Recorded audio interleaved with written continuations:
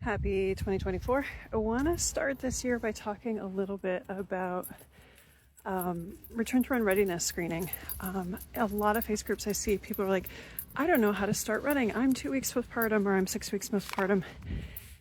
And the advice that people give is like, oh, just go based on how you feel, or, a lot of anecdotal stuff.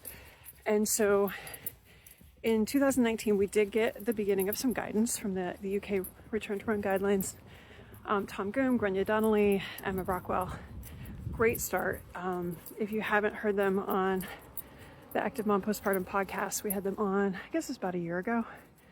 And they're just awesome. But I think there's some pieces of it that we've learned a lot about.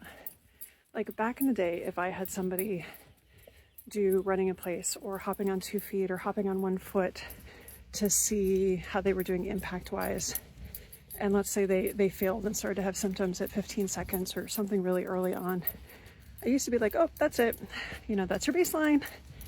And what I started to do later on last year was have them rest for like 2 minutes, like actually physically sit down, and then repeat it again, because that gives me more information.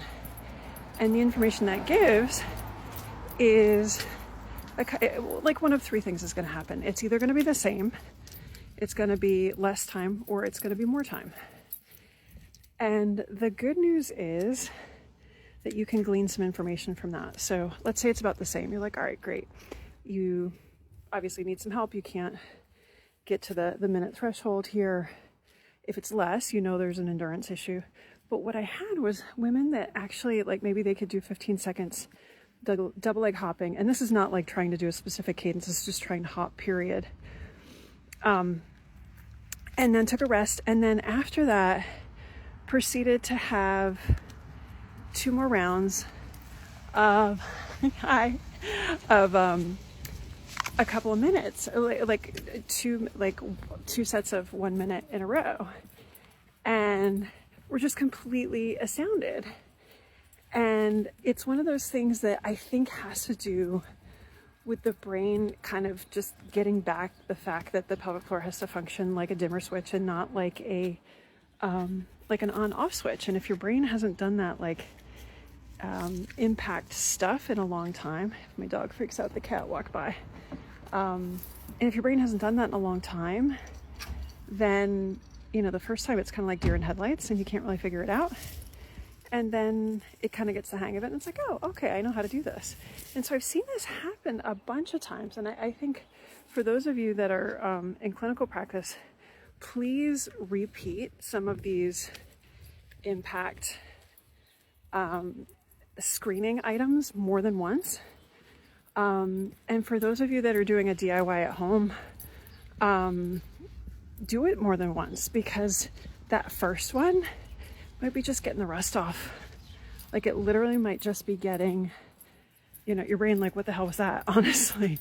So I think kind of more than just one and done and be like, all right, this is where you are. I think we need to repeat some of these impact screens a couple of times to have a better sense of what just happened. And also it gives us a better sense of the why. Like, lots of times we just assume it's endurance, and that makes sense again if you start at 15 seconds and maybe the next time it's only like 5. But that doesn't make sense if you did 15 seconds the first time and 30 seconds the second. So just some food for thought. I think it's super fun to take kind of those guidelines. It'll be now almost 5 years ago. And we've just been playing with them and doing really cool stuff with them, and throwing things around and see what sticks, and learning kind of a lot more about kind of what that information actually means and the why behind some of the symptoms and the screening results that we're seeing. So I would love to hear from you. If you're a clinician and you've done this before, do you typically just do one and done? If you've screened yourself, do you do one and done? And if that's what you did before and it didn't turn out very well, try it again like a minute or 2 later and kind of see what happens. But I would just love to see if anybody else is kind of experiencing this same sort of thing.